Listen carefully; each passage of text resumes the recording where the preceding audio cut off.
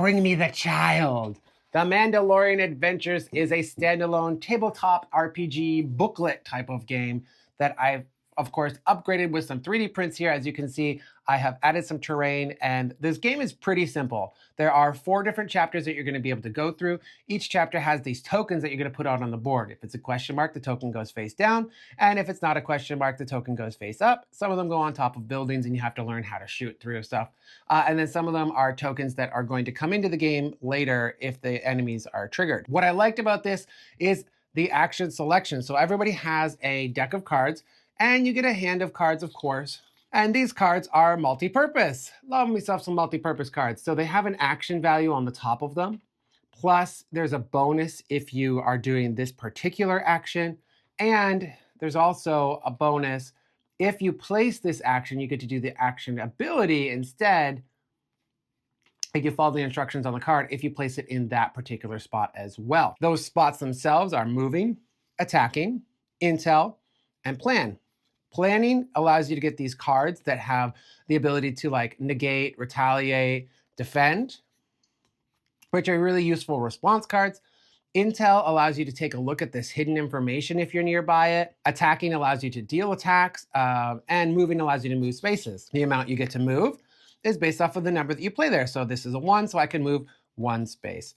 This is a 1, so I could attack 1. But there's nothing within range 1 of me, so that's pretty useless.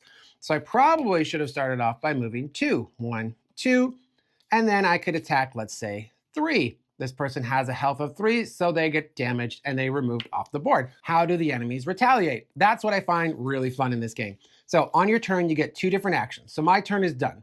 Once my turn is done, I would take a look at how many action points there are on each action. If any one of them equals 5, we're going to draw one of these cards. So you'll see here, it says 5 plus action points, and we're going to do this. This deck has face-up cards on it, so you know which type of enemy is going to retaliate. So in this case, anybody with a blaster is going to retaliate. And so far, I'm not near blasters, so that's good. But this one is sharpshooter, so that sharpshooter is over there, so they might end up retaliating. So if I got 5+ here, this is telling me to spawn a new enemy on the nearest star spot. So that's at the door here, and the enemies come out face up. And then 1 sharpshooter within a range of 3, 1, 2, 3, is now going to damage me. So now I have to take a damage token and place it on my person. I'm now down to 7 damage. That's it. This game is super simple. However, it's only 4 chapters long. That's the problem. So we've already beat the game. Now, it does have a lot of unlocking stuff that you can do.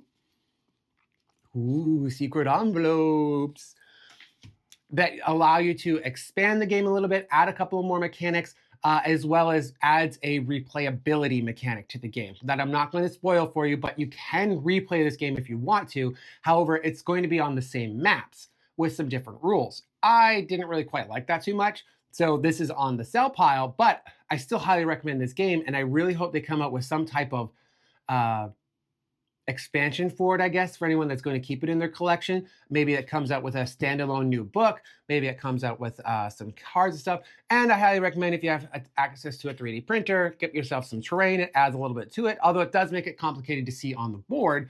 However, if you're a tabletop RPGer, you might even already have a game table that raises you up and the game down a little bit, so you can actually see top down a little bit easier. That's the main advantage of those board game tables.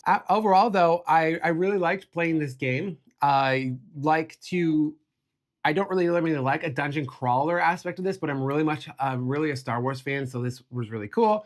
The thematic ideas in it all. This is the first chapter. This is, of course, where you find the child and you try and escape with them, right? And then there's the other 3 chapters that I won't get into, but they all have varying different terrain types and some different mechanics for rules. Each map itself has its own rule for how you can escape the map, and away you go. If you're a Star Wars fan and you're a dungeon crawler fan, you're definitely going to like this. Give it a check out. And of course, make sure you leave me a check out. Please like, subscribe, leave a comment, share, favorite. Interact from the bottom up, they say, or from the left to right, I guess, on YouTube's. I'm not even sure anymore. And if you're afraid of TikTok going away, make sure you follow me on Blue Sky, Instagram, and YouTube.